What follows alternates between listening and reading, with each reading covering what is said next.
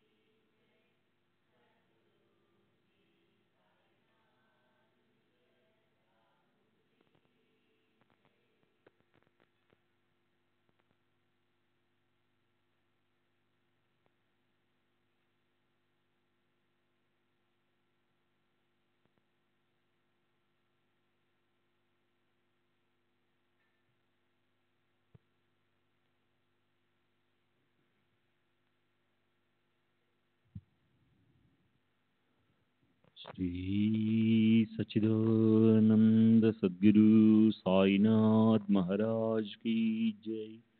सद्गुरु श्री साईनाथ शरद बाबू जी की जय। శ్రీ సాయి భక్త అనుభవ సంహిత హెచ్వి సాటే గిన్నెటి తరువాయి.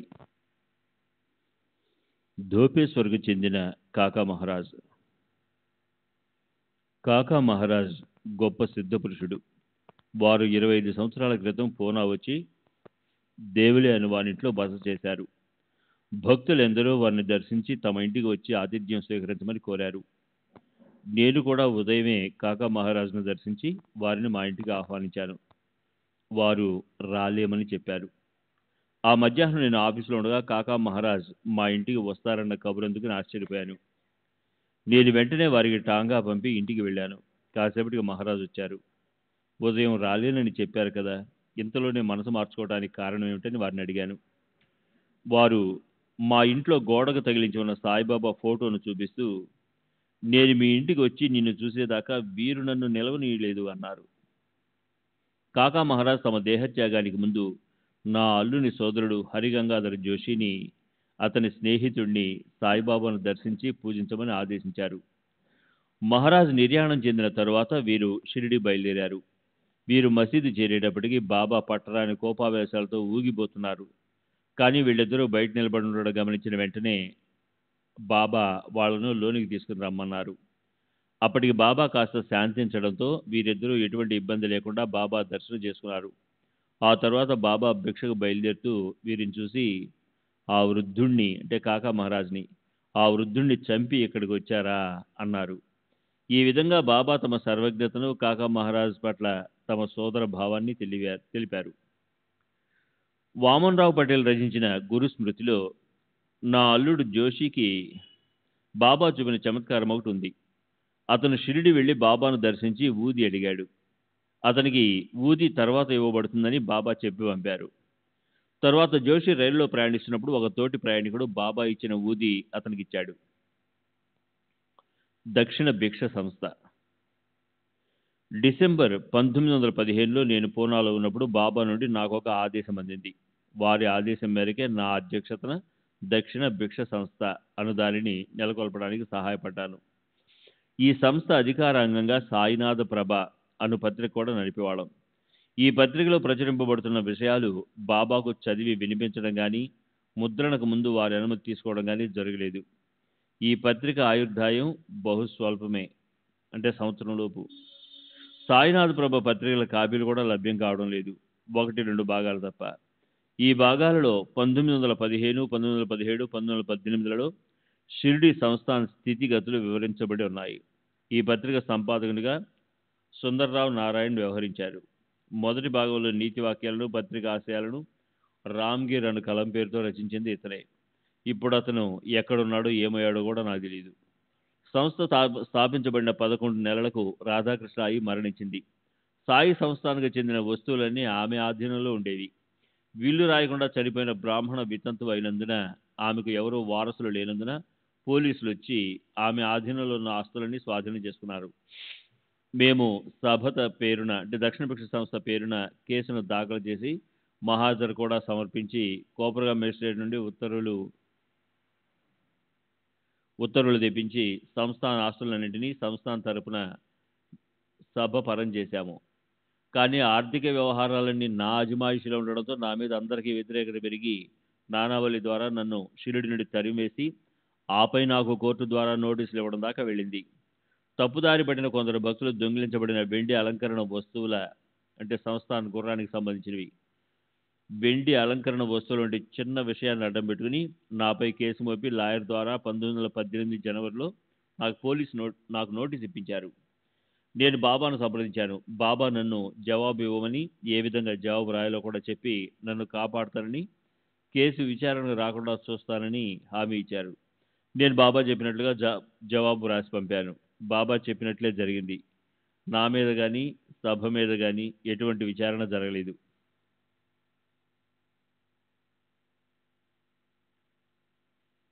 బాబా మరియు ఇతర మహాత్ములు, వారి అంతర్జ్ఞానం. నేను షిరిడిలో ఉండగా బాబా ఒకరోజు మామూలుగా వెళ్లే సమయానికి లెండి తోటకు బయలుదేరలేదు. మసీదు గోడకు ఆనుకుని పడుకుని ఉన్నారు.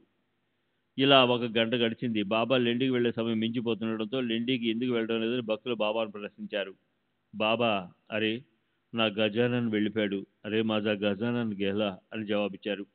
ఒక భక్తుడు గజానన్ మహారాజ్ గారి కుశలం అడుగుతూ షిరిడి నుండి షేగాంకు జవాబు రాశాడు. బాబా చెప్పిన రోజే వారు సిద్ధి పొందినట్లు జవాబు వచ్చింది. బాబా దూరదృష్టి. 1917లో ఒకసారి బాబా తిలక్ ఇక్కడికి వస్తున్నాడని పలికారు. ఏ కారణం చేతను లోకమాన్య బాలగంగాధర్ తిలక్ షిరిడి వచ్చే అవకాశం లేదని, బహుశా బాబా చెప్పింది వామన్ మహారాజ్ తిలక్ గురించని నేను తలచాను. కానీ త్వరలోనే, అంటే 19/5/1917 తారీఖున లోకమాన్య తిలక్ షిరిడి వచ్చి బాబాను దర్శించాడు. బాబా లీలలు. మామూలుగా బాబా తమ భక్తులకు చేసిన ఉపకారాలు, అద్భుత కార్యాలు భగవంతుడు చేసినట్టుగా చెప్పి ఆ గొప్పతనాన్ని భగవంతుడికి ఆపాదిస్తారు. అది బాబా వినమ్రతే కావచ్చు, లేక ఆయన పద్ధతి కావచ్చు. కానీ కొన్ని విషయాలలో మాత్రం తామే చేసినట్టుగా తెలియజేశారు. మొదటిది, నా పింఛను మంజూరు విషయంలో అధికారులపై ఒత్తిడి తెచ్చి నా పూర్తి పింఛను మంజూరు చేయిస్తానని చెప్పారు. రెండవది, దాజీ హరిలేలే జీతం పెంపు విషయంలో నాసిక్లో ల్యాండ్ రికార్డ్ ఇన్స్పెక్టర్గా పనిచేస్తున్న దాజీ హరిలేలే బాబా దర్శనార్థం షిర్డీ బయలుదేరాడు. దారిలో కోపరగాంలో ఆగి లైబ్రరీకి వెళ్ళి గెజిట్ చూశాడు. అందులో అతని జీతం 120 రూపాయల నుండి 150 రూపాయలకు పెరిగినట్లుంది. తర్వాత అతను షిర్డీ వచ్చి బాబాను దర్శించాడు. బాబా అతని 15 రూపాయల దక్షిణ అడిగారు. దాజీ తన దగ్గర డబ్బు లేదని చెప్పాడు. బాబా, నిన్ననే నీకు 25 రూపాయలు ఇచ్చాను, వెళ్ళి డబ్బు తీసుకురాని ఆదేశించారు. దాజీ వాడాకు వచ్చి జరిగిన విషయం అంతా నాకు చెప్పి 15 రూపాయల అప్పు తీసుకొని బాబాకు సమర్పించాడు. బాబా వాచ: 1. నేను పిల్లవానిగా ఉన్నప్పుడు శాలువలు నేసేవాడిని. నా తండ్రి నా అద్భుత పనితనానికి మెచ్చి నాకు 5 రూపాయలు బహుకరించారు. 2. నేను ఒకప్పుడు కోరమండల్ తీరంలో నివసిస్తూ ఉండేవాడిని. 3. అక్బర్ బాదుషా పసిబిడ్డగా ఉన్నప్పుడు అతనిని కాపాడాను. అతను నా పట్ల భయభక్తులతో ఉండేవాడు. 4. పైఠాన్కు చెందిన ఈ బ్రాహ్మణుడిని అంటే ఏకనాథ్ మహారాజుని నేను ఎరుగుదును. అంతటి శ్రేష్టమైన బ్రాహ్మణులు ఈ రోజుల్లో కనిపించడం లేదు. 5. చాంద్బాయ్ పాటిల్ నా దగ్గరికి వచ్చి నా గుర్రాన్ని ఎక్కడికి తోలేశావు అని అడిగాడు. నేను, నన్నెందుకు అడుగుతావు, నీ గుర్రం ఆ కట్ట పక్కనే మేస్తూ ఉంటుంది, వెళ్ళి చూడు అన్నారు. బాబా నోటి నుండి వెలువడిన మాటలు ఇంత మాత్రమే. ఆ మాటలకు నా ఊహాగానంతో కల్పన చేసి కథలల్లి సాయి కథా కరండక అనే గ్రంథాన్ని వ్రాశాను. దీనిని వ్రాసే ముందు బాబాకు చెప్పలేదు. వారి అనుమతి కూడా తీసుకోలేదు. బాబా చెప్పే విషయాలు చాలా క్లుప్తంగా ఉండేవి. వారు కథలు కూడా చెప్తుండేవారు. కానీ చాలాసార్లు కథలను అర్ధాంతరంగా ఆపేసేవారు. శ్రీ సచ్చిదానంద సద్గురు సాయినాథ్ మహారాజ్ కీ జై. సద్గురు శ్రీ సాయినాథుని శరద్ బాబూజీ కీ జై.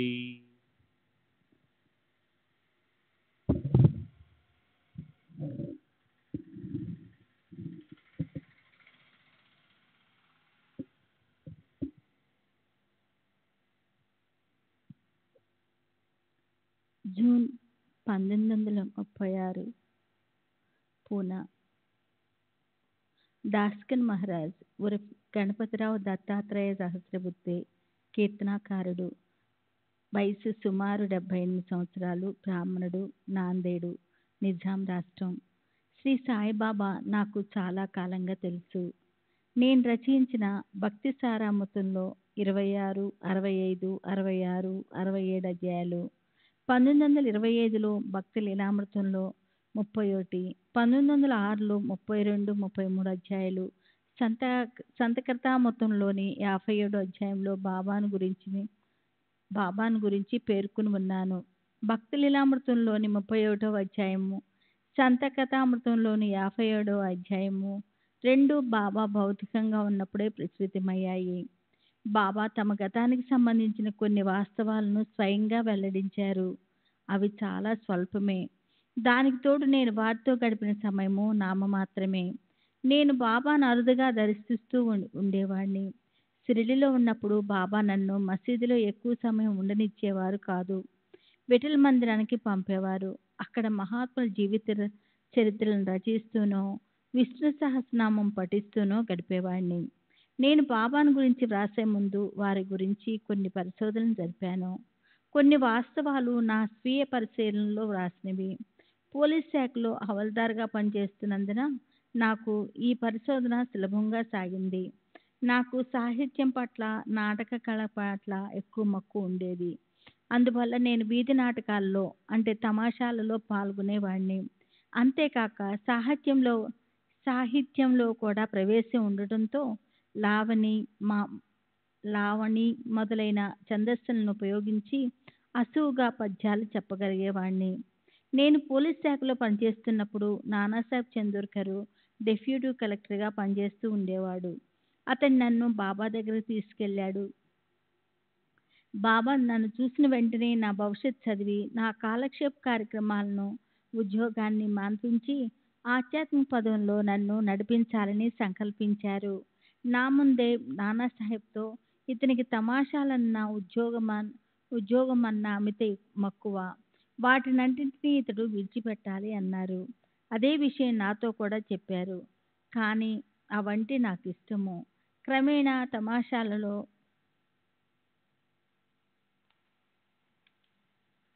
తమాషాల్లో పాల్గొనటం మానివేశాను. ఇక ఉద్యోగం విషయానికి వస్తే ఉద్యోగం వదిలిపెట్టే ఆలోచన మాత్రం నాకు లేదు. నన్ను ఉద్యోగం మానేయమని బాబా సలహా ఇచ్చిన ప్రతిసారి చూస్తాను అనేవాడిని. దాంతో బాబా నాకు కొరత వేస్తే కానీ ఉద్యోగం మాననని అన్నారు. అలా సుమారు 10 సంవత్సరాల పాటు బాబా ప్రత్యక్షంగాను పరోక్షంగా నన్ను ఉద్యోగం వదిలివేయమని పదే పదే చెప్పారు. ఇక బాబా నన్ను ఎన్నోసార్లు శిక్ష, అవమానము, మరణం నుండి కూడా కాపాడి చివరికి 1903లో నా అంతటి నేనే ఉద్యోగాన్ని త్యజించే పరిస్థితులు కల్పించి ఉద్యోగానికి ఏ విధంగా రాజీనామా చేయించారో అన్న విషయాలను తర్వాత వెల్లడిస్తాను. ఒక విచారణలో భాగంగా బాబా ఇచ్చిన సాక్షి వాజ్మూలాన్ని బట్టి వారి పూర్వాపరాలను గుర్చిన కొన్ని వివరాలు వెలుగులోకి వచ్చిన వైనాన్ని వర్ణిస్తాను. నగలు దొంగిలించినట్టుగా ఒక వ్యక్తిపై ధూళే తహసీల్దారు మేజిస్ట్రేట్ కోర్టులో నేరం మోపబడిందని, ఆ వ్యక్తి తనకు ఆ నగలు షిరిడీలో ఉన్న సాయిబాబా ఇచ్చారని, అందుకు వారే సాక్ష్యమని చెప్పాడు. దాంతో సాయిబాబాను కోర్టుకు హాజరు కావాల్సిందిగా కోర్టు వారు సమన్లు జారీ చేశారు. బాబా ఆ సమన్లను పుచ్చుకోవడానికి నిరాకరిస్తూ వాటిని దునిలో వేశారు. కానీ బాబాకు సమన్లు అందజేసినట్టుగా రిపోర్టు పంపబడింది. సమన్లు పంపినా రానందువల్ల సాక్ష్యం ఇచ్చేందుకు కోర్టులో బాబాను హాజరుపరచమని వారెంట్ జారీ చేయబడింది.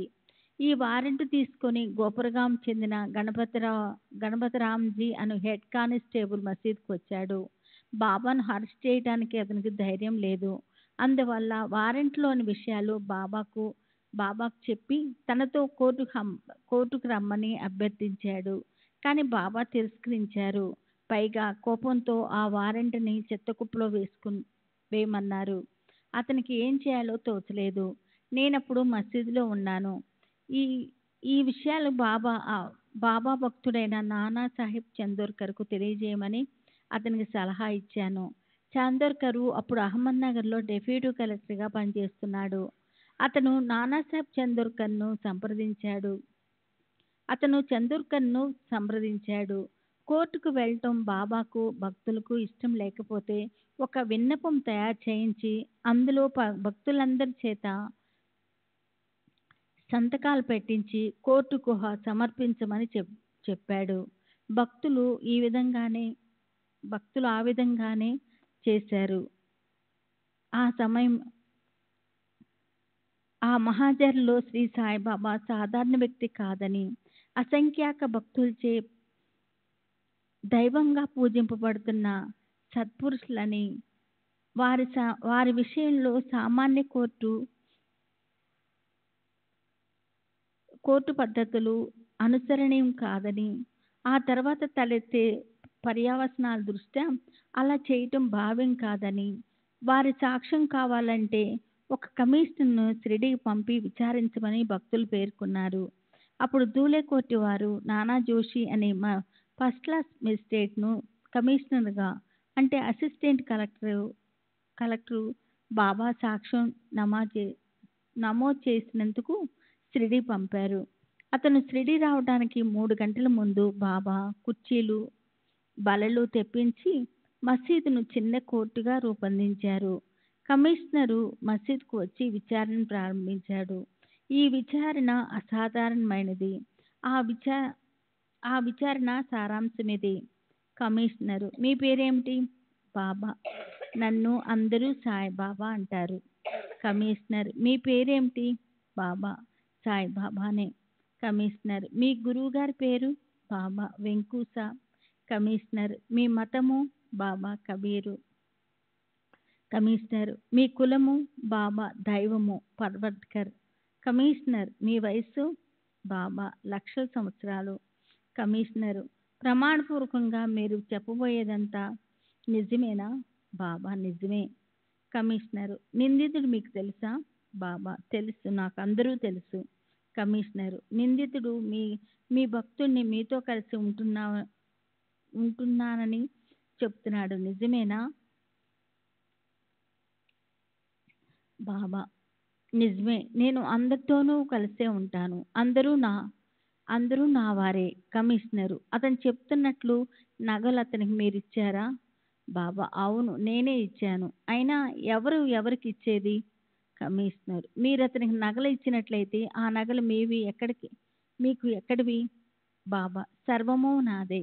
కమిషనరు: బాబా దొంగతనం అనే నేరము అతనిపై మోపబడింది. అతడేమో ఆ నగలు మీరిచ్చినట్లు చెప్తున్నాడు. బాబా: ఏమిటిదంతా? ఈ పీడతో నాకేంటి సంబంధం అంటూ బాబా కోపంతో అక్కడి నుండి లేచి వెళ్ళిపోయారు. శ్రీ సచ్చిదానంద సద్గురు సాయినాథ్ మహారాజ్ की जय. सद्गुरु श्री साईनाथ शरद बाबू जी की जय.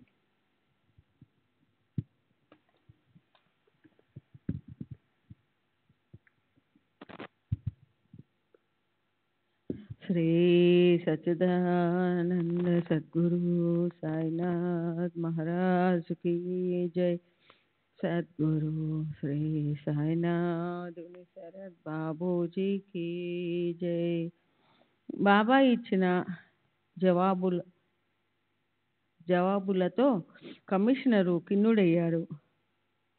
బాబా ప్రతి ప్రశ్నకు అవును అనే జవాబు చెప్తూ ఉండడంతో అతనికేం రాసుకోవాలో తెలియలేదు. అంతలో ఒకరు గ్రామ డైరీ తెప్పించి చూస్తే విషయాలు బయటపడతాయని సలహా ఇచ్చారు. ఆ డైరీలో గ్రామానికి వచ్చిన కొత్త వాళ్ళ పేర్లు, వారెన్ని రోజులు గ్రామంలో ఉండినది మొదలైన విషయాలు తప్పక నమోదు చేయబడతాయి. కమిషనరు ఆ డైరీని పరిశీలించాడు. ఆ డైరీలో అటువంటి వ్యక్తి ఆ సమయంలో షిరిడీలో ఉన్నట్లు నమోదు చేయబడి లేదు. షిరిడీ దాని పరిసరాలు దాటి బాబా ఎన్నడూ వెళ్ళలేదని అందరికీ తెలిసిన విషయమే. కమిషనరు బాబాకు ఈ విషయాలన్నీ వివరించాడు. అతను షిరిడీయే రాలేదని, బాబాతో ఉండలేదని, బాబా అతడికి నగలు ఇవ్వలేదని కూడా వివరించాడు. బాబా దీనిని కూడా సమర్థించారు. దూలే కోర్టు వారు బాబాను సంతకం కానీ వేలిముద్ర కానీ కోరలేదు. విచారణ అంతటితో ముగిసింది. కమిషనరు తన విచారణ ఫలితాలను కోర్టుకు సమర్పించాడు. కోర్టు నిందితుడిని దొంగగా నిర్ధారించి జైలు శిక్ష విధించింది. బాబా వయసును ఎవరూ నిర్ధారించలేరు. అలాగే వారి కులమతాలు, తల్లిదండ్రుల వివరాలు కూడా అంత సులభంగా నిర్ణయించలేము. 40 సంవత్సరాల క్రితం నేను షిరిడీకి చెందిన సాలుబాయ్ షెల్కే అనే ఆమెను కలిశాను.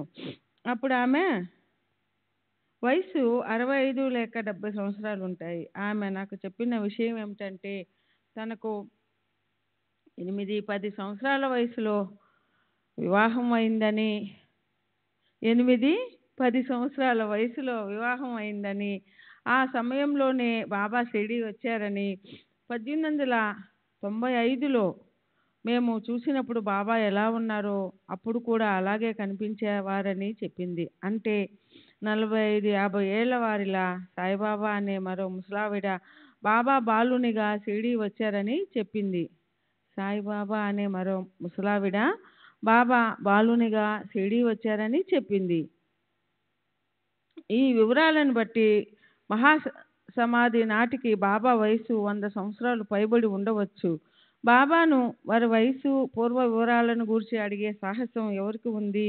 అందుకే నిర్ధారణగా ఏదీ చెప్పలేము. బాబా అప్పుడప్పుడు తమ గత కాలపు జ్ఞాపకాలు చెప్తూ ఉండేవారు. తమ గురువు వెంకూస అని, వారి కృప వలనే తాము ఈ స్థితికి చేరుకున్నామని ఎన్నోసార్లు చెప్పారు. భక్తలీలామృత్ 31వ అధ్యాయంలో బాబాకు సంబంధించిన ఎన్నో విషయాలు నిగూఢంగానే ఉండిపోయాయి. వారి అద్భుత లీలలను కొన్ని నేను స్వయంగా చూశాను, మరికొన్ని ఇతరుల ద్వారా విన్నాను. బాబా నీటిని నూనెగా మార్చి ఒక రాత్రంతా నీటితోనే దీపాలు వెలిగించిన లీలను చూచిన ఎంతోమంది గ్రామస్తులు నాకు ఆ విషయం చెప్పారు. ఆ రోజు బాబాకు నూనె పోయడానికి నిరాకరించిన వారిలో ప్రేమ్చంద్ మార్వాడి ఒకరు. సన్నని గుడ్డపీలికల సహాయంతో మసీదు పైకప్పుకు వేలాడదీయబడిన చెక్క పలక మీద బాబా నిద్రించడం నేను స్వయంగా చూశాను.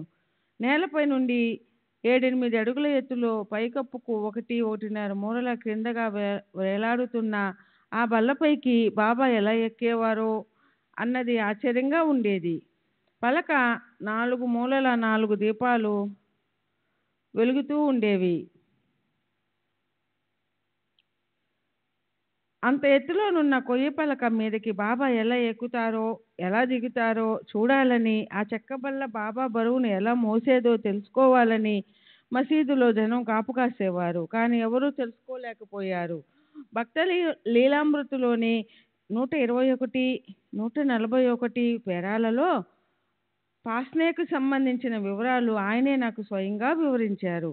భక్త లీలామృతిలోని 31, 32, 33 అధ్యాయాలు మసీదులో బాబా ముందు పారాయణ చేయడం జరిగింది. నానాసాహెబ్ చందోర్కర్ ఆ పుస్తకాన్ని బాబా చేతికిస్తే వారు మంచిది అన్నారు. ముస్లింలు రోజుకి 5 సార్లు నమాజు చేయడం రివాజు. కానీ బాబా 5 సార్లు కాదు కదా, ఒకసారి కూడా నమాజు చేసేవారు కాదు. పత్యాను కూడా అక్కడున్న భక్తులచే చెప్పించేవారు. ఒక్కొక్కసారి వారు కూడా పత్య వల్లించేవారు. ఖురాన్లోని శ్లోకాలను కూడా అప్పుడప్పుడు ఉచ్చరిస్తూ ఉండేవారు. బాబా నాకు చేసిన కొన్ని ఉపదేశాలు నానాసాహెబ్ నాకు చెప్పాడు. వాటిని నా సొంత పాండిత్యంతో వివరించి విశదపరిచి ఆ రూపంలో పెట్టాను. కానీ దాని మూలం మాత్రం నానాసాహెబ్ ఇచ్చాడు. బాబా ఎన్నోసార్లు నా ముందు అద్వైత సిద్ధాంతాన్ని గురించి మాట్లాడేవారు. నేను దేవుణ్ణి, నీవు దేవుడువు, అందరూ దేవుళ్ళే అని బాబా ఎన్నోసార్లు పలికేవారు. వారికి తెలియనిది ఏదీ లేదు. బాబా చర్యలు స్పష్టంగా అర్థమయ్యేవి కావు, అవి నిగూఢంగా ఉండేవి. ఉదాహరణకు వాలంబీ మాస్టారు కోపర్గాం స్టేషన్ మాస్టర్గా పనిచేస్తూ ఉండేవాడు. అతనికి బాబాపై నమ్మకం లేదు. అందువల్ల నాతో మరియు ఇతరులతో బాబా పిచ్చివాడు, ఎందుకు మీరు అతనిని గొప్పవాడిని చేస్తారు అని అంటూ ఉండేవాడు. నేను అతనిని ఎలాగో ఒప్పించి బాబా దర్శనానికి షిరిడీ తీసుకెళ్లాను. మేము మసీదు చేరేసరికి బాబా కుండలన్నింటినీ కడిగి బోర్లించి పెడుతున్నారు. వాలంబీ మాస్టర్ బాబాను ఏమిటి ఇదంతా అని అడిగాడు. బాబా నా దగ్గరికి వచ్చే ప్రతి కుండ అంటే భక్తులు ఇలా తలక్రిందులుగానే వస్తుంది అన్నారు. నా దగ్గరికి వచ్చే ప్రతి కుండ ఇలా తలక్రిందులుగానే వస్తుంది అన్నారు. బోర్లించిన కుండలు దేన్ని స్వీకరించలేవు కదా, అలాగే తమ దగ్గరకు వచ్చే భక్తులు తాము అనుగ్రహించే దానిని గ్రహించలేని స్థితిలోనే వస్తారని దీని అంతరార్థం. 1898-99 ప్రాంతంలో కానాబిల్ అనే క్రూరుడైన గజ దొంగ ఉండేవాడు. అతను బ్రిటిష్ మరియు స్వదేశీ సంస్థలకు చెందిన బీడ్, అహ్మద్నగర్ జిల్లాలలో దొంగతనం చేస్తూ ఉండేవాడు. 3 సంవత్సరాల నుండి అతడి కొరకు పోలీస్ శాఖ గాలిస్తున్నది, కానీ అతన్ని పట్టుకోలేకపోయింది. నేనప్పుడు పోలీస్ శాఖలో హవల్దార్ను మాత్రమే. కానీ నాకు మరో 3 ప్రత్యేక గూఢచారి బాధ్యతలు అప్పజెప్పి కానాబిల్లు కదలికలు పసిగట్టి తెలుపమన్నారు. కానాబిల్లు చాలా జిత్తులు మారి అన్నిటికీ తెగించినవాడు. అతని నిఘా వ్యవస్థ చాలా పటిష్టమైనది కావడంతో మేము ఎక్కడ ఉన్నామో కనిపెట్టి మాలో 3 ఒకరి తర్వాత ఒకరిని హతమార్చాడు. మా ఇన్స్పెక్టర్ నేను సరిగా పనిచేయటం లేదని, ఇంకా కష్టపడి పనిచేయాలని పై అధికారులకు ఫిర్యాదు చేశాడు. ఆ రోజుల్లో నేను ఒక రామదాసిగా మారువేషం వేసుకొని వారిని గ్రామంలోని రామాలయంలో కీర్తనలు చెప్తూ గడిపేవాడిని. శ్రీ సచ్చిదానంద సద్గురు సాయినాథ్ మహారాజుకి జై. సద్గురు శ్రీ సాయినాథుని శరత్ బాబూజీకి జై. సచ్చిదానంద సద్గురు సాయినాథ్ మహారాజ్ की जय. సద్గురు శ్రీ సాయినాథుని శరత్ బాబూజీకి జై. కానాబిల్ ఆ గ్రామ పటేల్కు స్నేహితుడే కాక అతనింటికి అప్పుడప్పుడు వచ్చి వెళుతుంటాడు. కానాబిల్ నా పేరు, నెంబరు అనగా 727, నేను ఏ స్టేషన్లో పనిచేస్తున్నది మొదలైన వివరాలన్నీ తెలుసుకుని ఒకరోజు నన్ను కాల్చి చంపేందుకు వచ్చాడు. నా ప్రాణాలు కాపాడమని నేను శ్రీరాముని శరణు వేడాను. కానాబిల్ నన్ను గమనిస్తూనే ఉన్నానని హెచ్చరించి వెళ్ళిపోయాడు. దానికి తగ్గట్లే అతని అనుచరులు నన్ను నిరంతరం గమనిస్తూ ఉండడంతో నేను ఆ ప్రదేశాన్ని విడిచి వెళ్ళలేకపోయాను. ఒకసారి కానాబిల్ కదలికలపై కొందరు గ్రామస్తుల నుండి నాకు సమాచారం అందింది. వెంటనే ఆ విషయం మా పై అధికారులకు తెలియజేశాను. దాంతో కానాబిల్ దాగి ఉన్న కొండను పోలీసులు చుట్టుముట్టారు. అప్పుడు జరిగిన కాల్పుల్లో మా పోలీస్ వాళ్ళు చాలామంది హతులయ్యారు. కానీ కానాబిల్ మళ్ళీ తప్పించుకున్నాడు. కానాబిల్ వలన నాకు ప్రమాదం తప్పదని అర్థమైపోయింది. కాబట్టి నాకు హృద్రోహం ఉన్నట్లు డాక్టరు నుండి సర్టిఫికేట్ తీసుకుని దానిని మా పై అధికారులకు చూపి నిఘా విభాగం నుండి తప్పుకున్నాను. అప్పుడు మామల్తదారైన రాళే లోని వారిని గ్రామస్తులను ఒక బందిపోటుకు ఆశ్రయమిచ్చారని నేరంపై విచారించారు. ఆ విచారణలో కానాబిల్ గురించిన సమాచారాన్ని అందించి నాకు సహాయపడ్డాడని ఆ గ్రామ పాటేల్కు అనుకూలంగా నేను సాక్ష్యం చెప్పడంతో అతను విడుదలయ్యాడు. నేను ఒకసారి ఉద్యోగానికి సెలవు పెట్టకుండా నా అధికార పరిధిలో లేని ప్రాంతంలోని పుణ్యక్షేత్రాన్ని దర్శించడానికి వెళ్ళాను. తిరిగి వచ్చే దారిలో గోదావరి తీరం చేరి దోసిలితో గోదావరి నీటిని తీసుకుని బాబా నన్ను కాపాడినట్లయితే నేను ఉద్యోగాన్ని వదిలివేస్తానని బాబాకు మొక్కుకున్నాను. అప్పుడు నాకు అక్కడ ఒక ముఠా దొంగ సుత్తును పంచుకుంటూ కనిపించారు. వారిని పట్టుకోవడానికి వెళ్ళినట్లు అధికారులకు చెప్పాను. అక్కడ ఉన్నందుకు నేను సరియైన కారణం చూపినందున నన్ను క్షమించి వదిలివేశారు. బాబా అద్భుత రీతిలో నన్ను కాపాడారు. అప్పటికి కూడా ఫౌజదారును అవ్వాలనే కోరిక మాత్రం నాలో బలంగా ఉండేది. నేను ఆ పరీక్ష వ్రాసి ఉత్తీర్ణుడినై తగిన అర్హత కూడా సంపాదించాను. బాబా నాకు ఫౌజదార్ ప్రమోషన్ రాదని చెప్పారు. ఒకసారి నన్ను వేరొక చోటుకు బదిలీ చేశారు. ఆ చోటుకు షిరిడీ మీదగానే వెళ్ళాలి. కానీ నేను ఉద్యోగంలో కొనసాగడాన్ని బాబా అనుమతించరు. కాబట్టి నేను బాబాకు కనిపించదలుచుకోలేదు. అందువల్ల షిరిడీ వెలుపల నుండే రహదారిలో గుర్రంపై వెళుతున్నాను.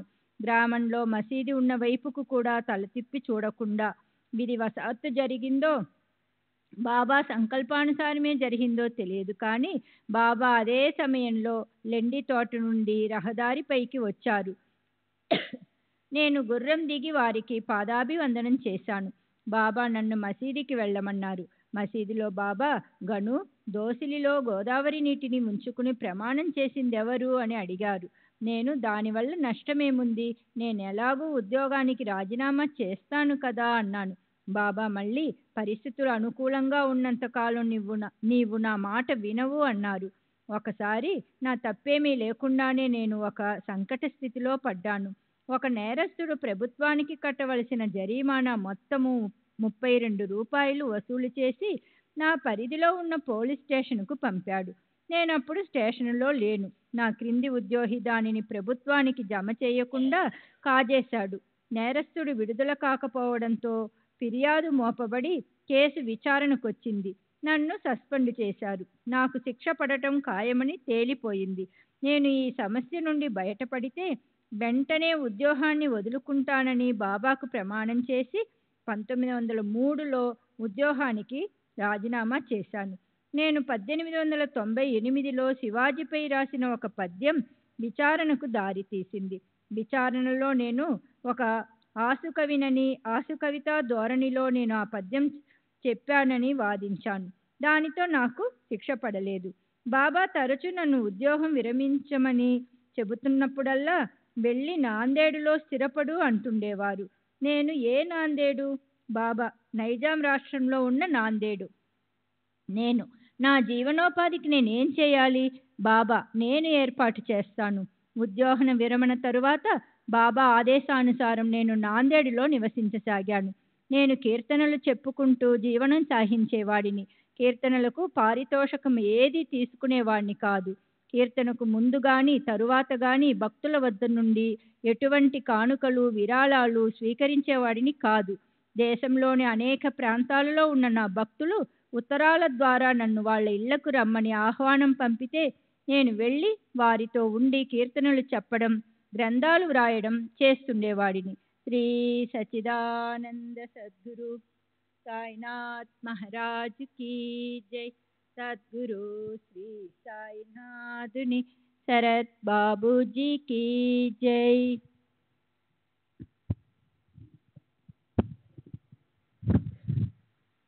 श्री सच्चिदानंद सद्गुरु साईनाथ महाराज की जय।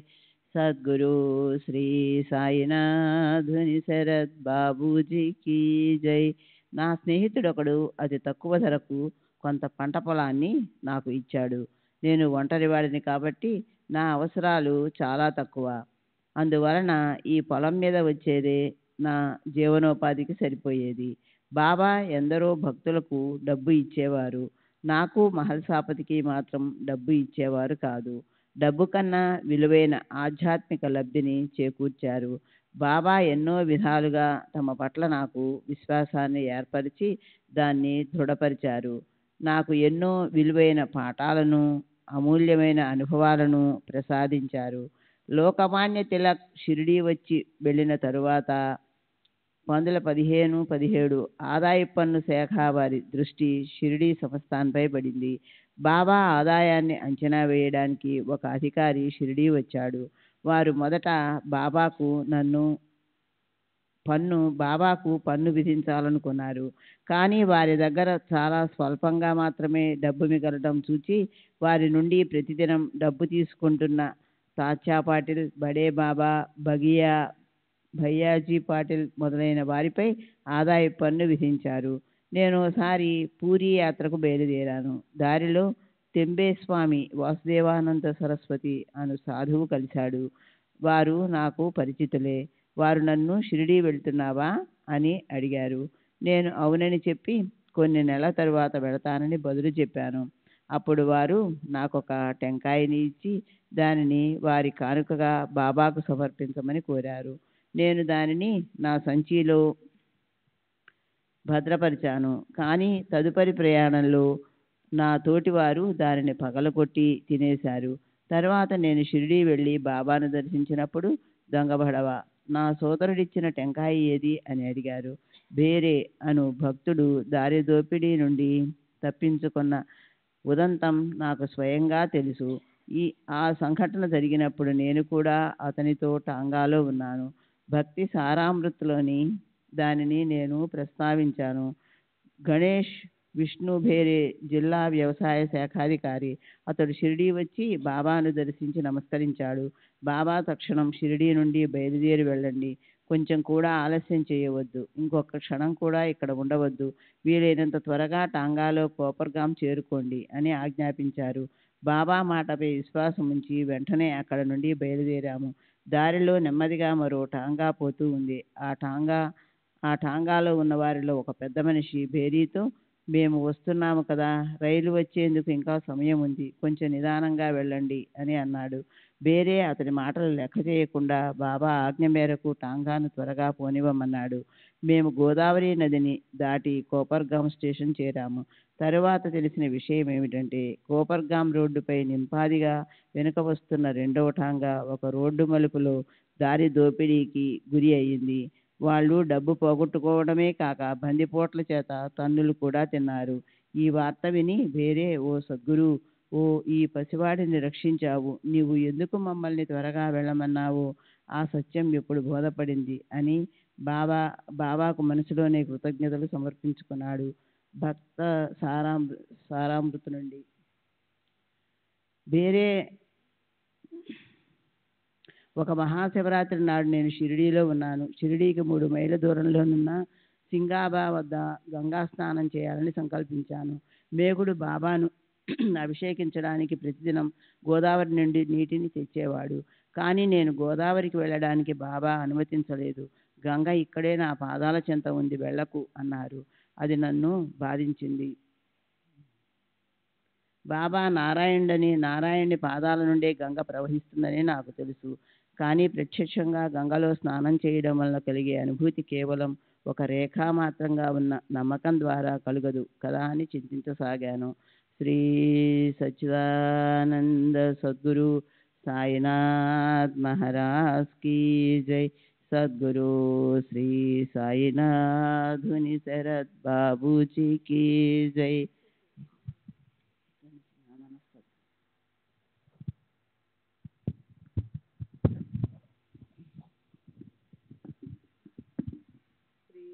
సచిదానంద సద్గురు సాయినాథ్ మహారాజ్ की जय సద్గురు శ్రీ సాయినాథుని శరత్ బాబూజీకి జై.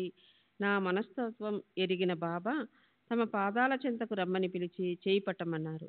బాబా 2 పాదాల నుండి సన్నటి నీటిధార నా చేతిలోనికి ప్రవహించసాగింది. స్వేద బిందువులు కాదు, కొన్ని నిమిషాలకు నా చెయ్యి నిండింది.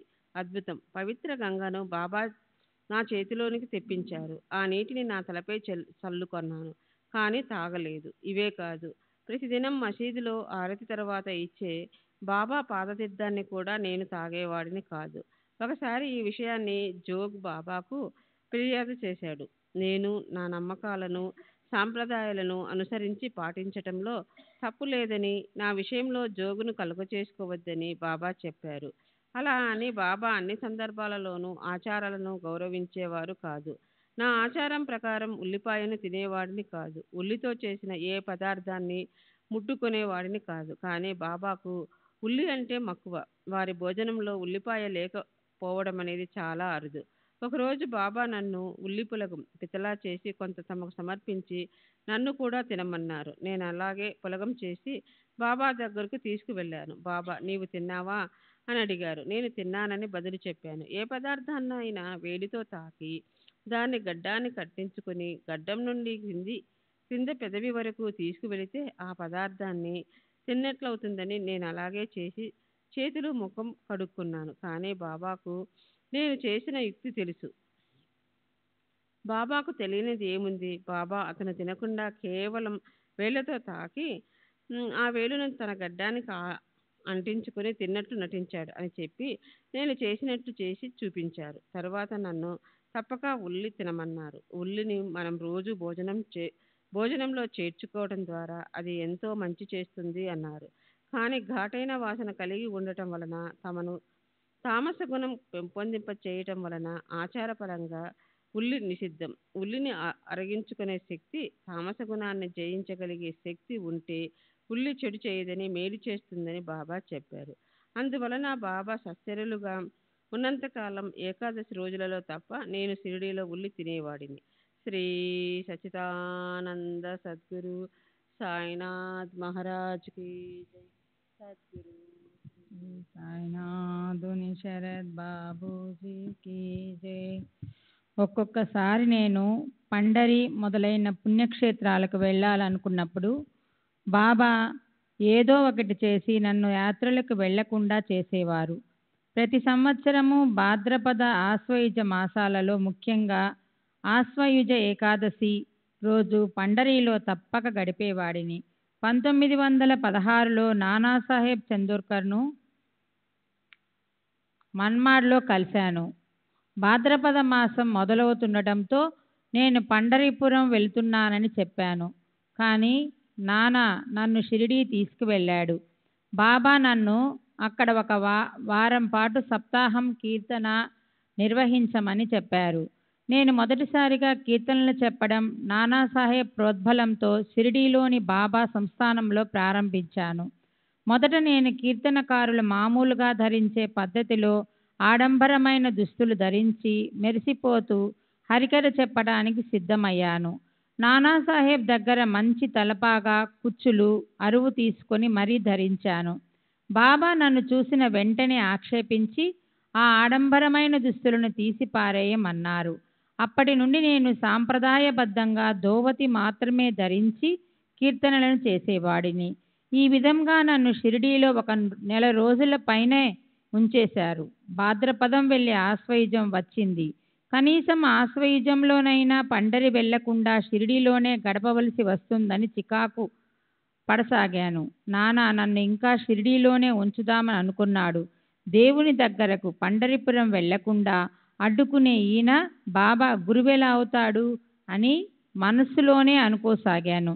బాబా నా మనస్సును చదివి వెంటనే పండరి వెళ్ళిపోమ్మని నన్ను ఆదేశించారు. నానాసాహెబ్ని కూడా అడ్డుపడవద్దని చెప్పారు. నేను సంతోషంగా పండరి వెళ్ళి ఆశ్వయుజంలో అక్కడ గలిపాను. బాబా కొన్నిసార్లు నా ఆధ్యాత్మికపరమైన కోరికలను కూడా తీర్చేవారు కారు. నామదేవుడు మొదలైన వారికి లభ్యమైనట్లు నాకు కూడా నేను కొలిచే దైవం యొక్క సాక్షాత్కారం ఇప్పించమని బాబాను ఎన్నోసార్లు ప్రార్థించాను. బాబా ప్రతిసారి ఆగు ఆగు అనేవారు.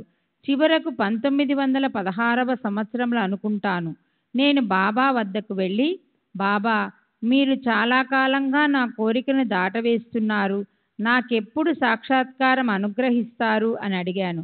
అప్పుడు బాబా, ఇప్పుడు నన్ను చూస్తున్నావు కదా, ఇదే సాక్షాత్కారం, నేనే భగవంతుణ్ణి అన్నారు. ఇలాంటిదేదో చెప్పి నన్ను మభ్యపెడతారని నాకు తెలుసు. మీరిచ్చిన జవాబుతో నేను సంతృప్తి చెందలేను అంటూ నా ప్రారబ్ధంలో సాక్షాత్కారం పొందే భాగ్యం లేదని, సత్పురుషులు కూడా ఈ విధిని మార్చలేరేమో అని సరిపెట్టుకున్నాను. శ్రీ సచ్చిదానంద మహారాజ్ కీ జై. సద్గురు శ్రీ సాయినాథ్.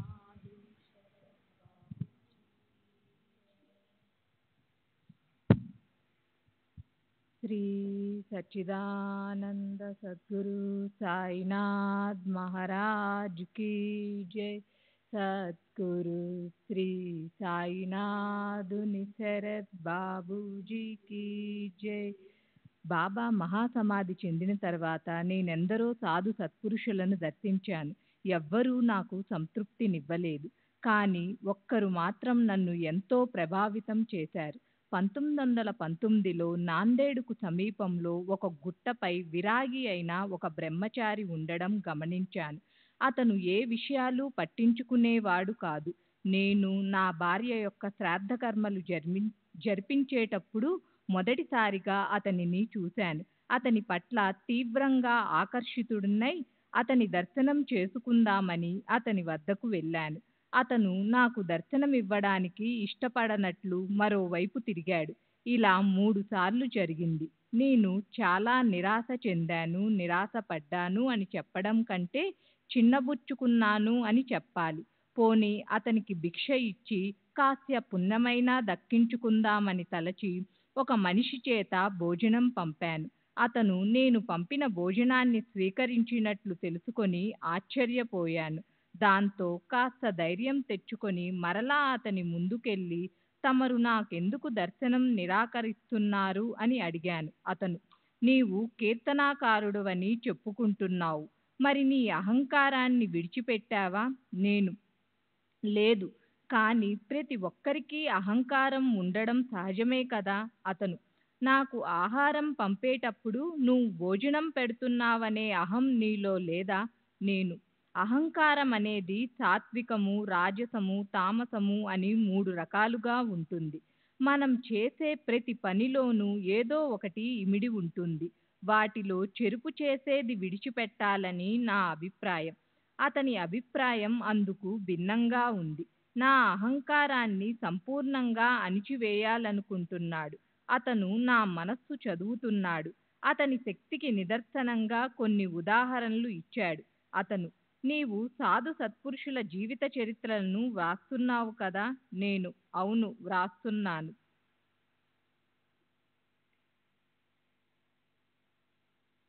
6 రోజుల క్రితం నేను వ్రాసిన శ్లోకంలోని కొన్ని పంక్తుల్ని అతను అచ్చుగుద్దినట్లు వల్లించాడు. అప్పటికి అవి ప్రచురింపబడలేదు. అతని అంతర్యామిత్వానికి నేను ముగ్ధుణ్ణయ్యాను. అతను మళ్ళీ ఇలా ప్రశ్నించాడు. అతను, నీకు బాబా పాదాల నుండి గంగనీరు లభించింది కదా. నేను, అవును. అతను, ఆ నీటిని ఏం చేశావు? నేను, నా తలపై చల్లుకున్నాను. అతను, ఆ నీటిని నీవు తాగలేదు, ఎందుకంటే నీవు బ్రాహ్మణుడువని, ఆ నీరు తాగితే అపవిత్రుడవుతావని తలచావు. నీకు ఎంత అహంకారం ఉందో గమనించావా? శ్రీ సచ్చిదానంద సద్గురు మహారాజ్ కి జై. శ్రీ సచ్చిదానంద సద్గురు సాయినాథ్ మహారాజ్ కి జై. సద్గురు శ్రీ సాయినాథుని శరత్ బాబూజీకి జై. అతని తత్వము, అతీత శక్తులు చూసి ప్రతి దినము అతనిని దర్శించి రాత్రిళ్ళు 3-4 గంటలు అతని వద్ద గడపసాగాను. నా మీద సదాభిప్రాయము ఉండి వద్దకు వచ్చి కొందరికి ఆ బ్రహ్మచారిపై మంచి అభిప్రాయం లేదు, వారిలో బీకే అసలు పేరు కాదు అనే అతను నన్ను ఆ విషయంపై వివిధ రకాలుగా ప్రశ్నించసాగాడు. ఆ బ్రహ్మచారి గొప్ప శక్తులు గలవాడని, అతను ఇతరుల మనసు చదవగలడని అన్నాను. బీకే నా మాటలు విశ్వసించకపోవడంతో నేను అతనిని బ్రహ్మచారి వద్దకు తీసుకెళ్ళి అతని అపనమ్మకాన్ని గురించి బ్రహ్మచారితో చెప్పాను. అప్పుడు ఆసక్తికరమైన సంభాషణ జరిగింది. బ్రహ్మ నాతో ఏంటి కోతిని ప్రదర్శించినట్లు నన్నుక అందరికీ ప్రదర్శించదలిచావా? నా ఉద్దేశము అది కాదు. అతడు మిమ్మల్ని నమ్మడం లేదు. బ్రహ్మ బీకేతో నీ గురించి కొన్ని వాస్తవాలు చెప్పమంటావా? బీకే చెప్పండి. బ్రహ్మ నీకొక స్త్రీతో, ఆమె పేరు కూడా చెప్పాడు, అక్రమ సంబంధం ఉంది కదా? బీకే లేదు, చాలా కాలం నుండి ఆమె నిన్ను పో నిన్ను పోషిస్తున్నది కదా? బీకే లేదు. అప్పుడు బ్రహ్మచారి తమ మాటలలోని నిజాన్ని, తమ శక్తులని నిరూపించేందుకు ఈ విధంగా అన్నారు. బ్రహ్మ నీ జేబులో ఏముంది చెప్పమంటావా? బీకే చెప్పండి. బ్రహ్మ నీకు నడుపుతున్న సత్య సమాజ్ అను సమస్త వ్యవహారాల గురించి కొల్హాపురి రాజా వారు నీకు రాసిన ఉత్తరం ఉంది. ఆ ఉత్తరాన్ని తీసి మహారాజుకు నాకు ఇవ్వు. శ్రీ సచ్చిదానంద సద్గురు సాయినాథ్ మహారాజ్కి జై.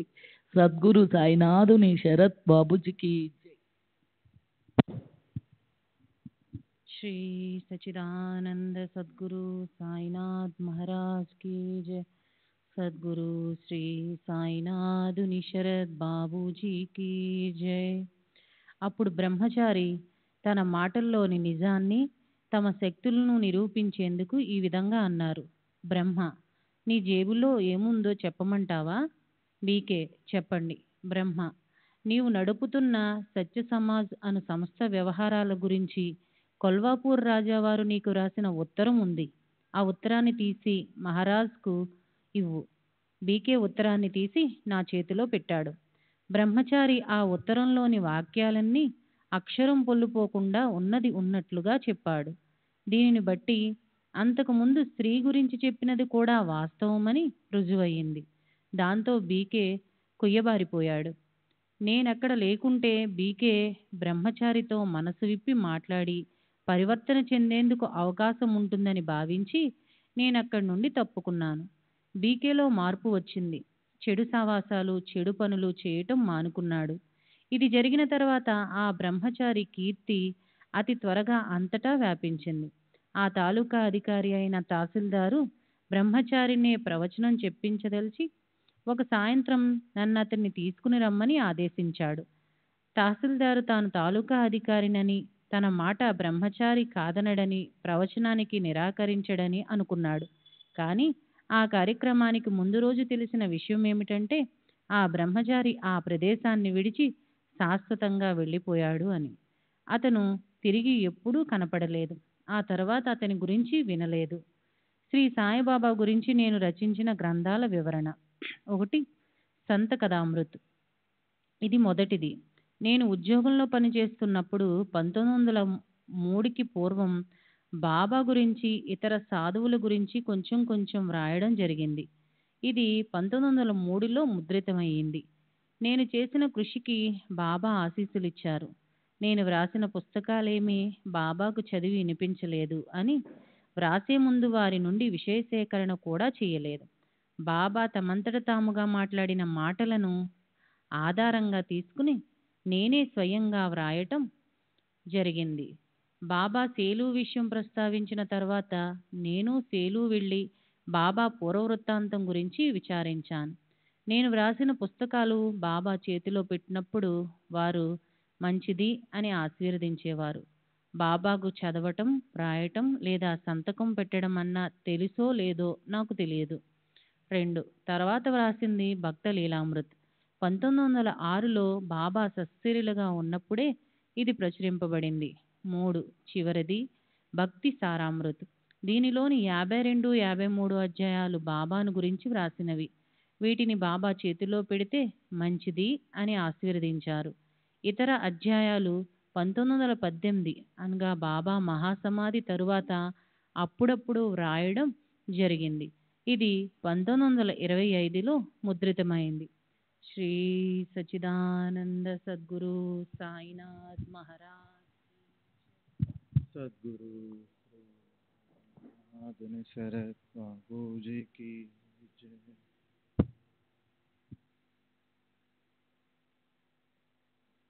ఈ పుస్తకం 26వ అధ్యాయంలో సేలులో బాబా పూర్వ వృత్తాంతం గురించి వివరాలు, కొంత బాబా మాటల ఆధారంగాను, కొంత సేలు గ్రామస్తుల మాటల ఆధారంగాను వ్రాసినవి.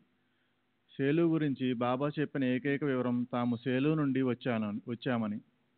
దాంతో నేను ఉద్యోగం చేస్తున్న రోజుల్లోనే బాబా పూర్వ వివరాలు సేకరించేందుకు సేలు వెళ్ళాను. ఇది జరిగి దాదాపు 35 సంవత్సరాలు అయ్యింది. అక్కడి గ్రామస్తులు నాకు చెప్పింది ఏమంటే, అక్కడ ఒక వృద్ధ సాధువు ఉండేవాడని, అతను ఒక బాలునికి శిక్షణ ఇస్తుండేవాడని, కొందరు ఆ సాధువుపై విసిగిపోయి అతనిని రాళ్లతో కొట్టి చంపినట్లు, బాలుడు తప్పించుకున్నట్లు చెప్పారు. అదంతా అప్పటికి 100 సంవత్సరాల పూర్వం జరిగినట్లు కూడా చెప్పారు. శ్రీ సాయిబాబా దగ్గర ఒక ఇటుకరాయి ఉండేది. వారు దానిని రాత్రిళ్ళు తలగడగా ఉపయోగించేవారు. బాబా స్మృతి చిహ్నంగా అది ఇప్పటికీ షిరిడీలోనే ఉంది. ఆ ఇటుకరాయి తన గురుదేవులు తమకు ప్రసాదించారని, తమ గురువు పేరు వెంకూస అని బాబా నాకు చెప్పారు. ఈ విషయం చెప్పేటప్పుడు చాందోర్కర్ కూడా అక్కడ ఉన్నాడు. ఈ విషయాలు సాయిబాబా చాందోర్కర్కు బోధించినట్లు నేను వ్రాసినది కల్పితం. నా గ్రంథంలో నా పేరు ప్రముఖంగా ఉదాహరించడం ఇష్టం లేక చాందోర్కర్ పేరు వ్రాశాను. 53వ అధ్యాయంలో చాందోర్కర్ను గూర్చి నేను వ్రాసిన వివరాలు చాందోర్కర్ నాకు చెప్పినవి కావు. చాందోర్కర్ తనకు బాబాతో గల అనుభవాలను డైరీలో వ్రాసుకున్నాడా లేదా అన్న విషయం నాకు తెలియదు.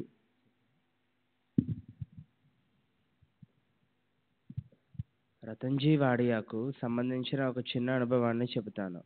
ఒకసారి నన్ను అతను తేనీటి విందుకు ఆహ్వానించాడు. అప్పుడు నాందేడ్ మౌల్వీ కూడా అక్కడికి వచ్చాడు. బాదం, పిస్తా మొదలగు రుచికరమైన పదార్థాలు ఎన్నో వండించబడ్డాయి. వాటి విలువ 3-4 రూపాయలు ఉంటుంది. తర్వాత రతన్జీ షిరిడీ వెళ్ళాడు. బాబా తమకు అంతకు మునుపే 3 రూపాయల 12 అణాలు అందాయని, మిగిలిన రూపాయలు 4 అణాలు మాత్రం ఇవ్వమని చెప్పారు. అతడు అలాగే ఇచ్చి తిరిగి వచ్చి జరిగిందంతా చెప్పి, బాబా అంతకుముందే డబ్బులు స్వీకరించారని చెప్పడంలోని అంతర్యం ఏమిటని ఆశ్చర్యపోయాడు. అంతకుముందు ఒక సాయంత్రం మౌల్వీకి ఇచ్చిన అల్పాహార విందులో ఖర్చయిన మొత్తం ఎంతో తన జమ ఖర్చు చిట్టాలో చూడమని నేను చెప్పాను. అతను లెక్కలు చూస్తే విందుకు సరిగ్గా బాబా చెప్పిన విధంగా 3 రూపాయల 12 అణాలు ఖర్చయినట్లు వ్రాయబడి ఉంది. ఇదే వాస్తవం.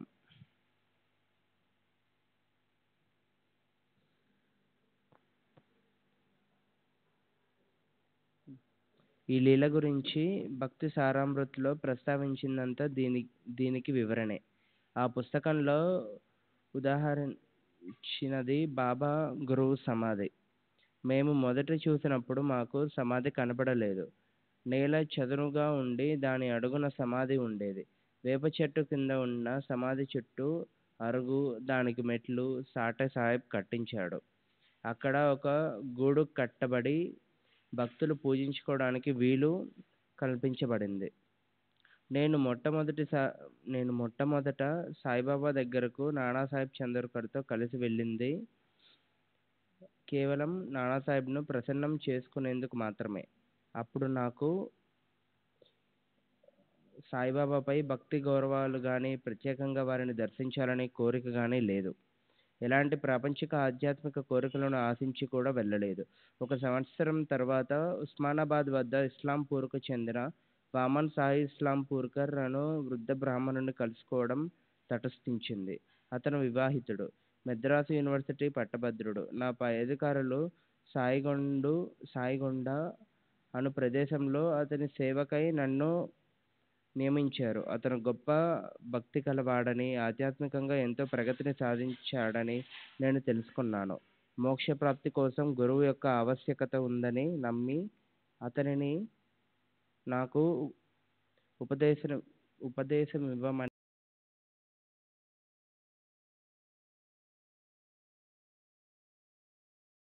जय सद्गुरु श्री साईनाथ निसरद बाबू जी की जय।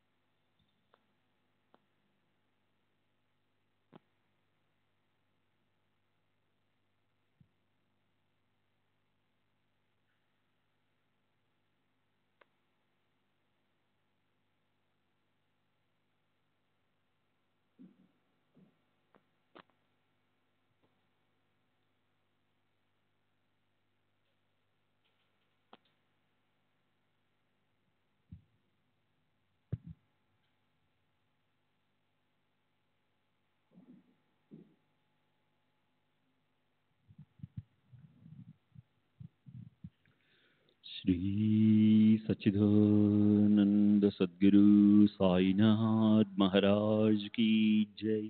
सद्गुरु श्री साईनाथ निशरद बाबू जी की जय। साई रहम नजर करना, बच्चों का पालन करना। साई रहम नजर करना, बच्चों का पालन करना। जाना तुमने जगत पसार, सब ही झूठ जमाना। जाना तुमने जगत पसार, सब ही झूठ जमाना। साई रहम नजर करना, बच्चों का पालन करना। साई रहम नजर करना, बच्चों का पालन करना। मैं अंधा हूँ बंदा आपका, मुझसे पद दिखलाना। मैं अंधा हूँ बंदा आपका, मुझसे पद दिखलाना। साई रहम नजर करना, बच्चों का पालन करना। साई रहम नजर करना, बच्चों का पालन करना। दास गणों कहे अब क्या बोलूं, थक गई मेरी रसना। दास गणों कहे अब क्या बोलूं, थक गई मेरी रसना। साई रहम नजर करना, बच्चों का पालन करना। हम नजर करना, बच्चों का पालन करना। रहमो नजर करो अब मोरे साई, तुम बिना नहीं मुझे माँ बाप भाई। रहमो नजर करो मैं अंधा हूँ बंदा तुम्हारा। मैं अंधा हूँ बंदा तुम्हारा। मैं ना जानू, मैं ना जानू, मैं ना जानू अल्लाह इलाही। रहमो नजर करो, रहमो नजर करो, अब मोरे साई तुम बिना नहीं मुझे माँ बाप बाई। रहमो नजर करो, काली जमाना मैंने गमाया, काली जमाना मैंने गमाया, साथी आखिर का, साथी आखिर का, साथी आखिर का, तुम बिना कोई।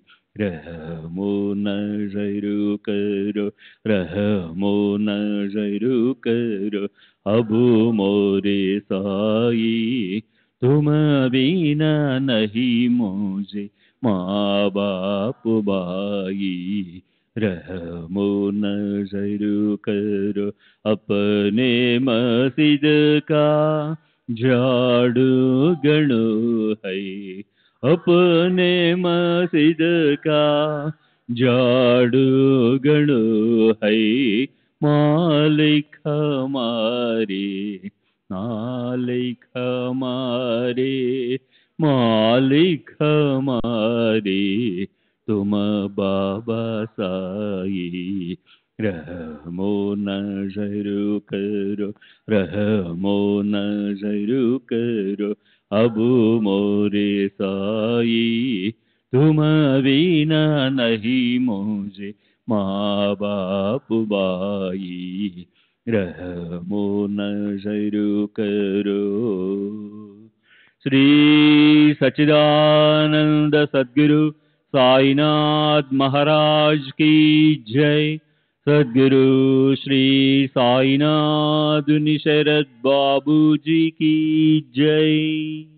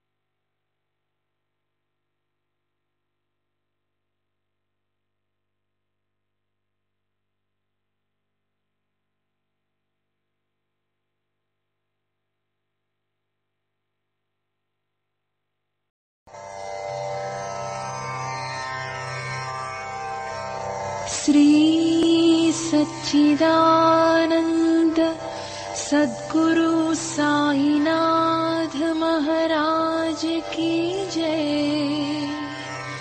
सद्गुरु श्री साईनाथुनि शरद बाबू जी की जय।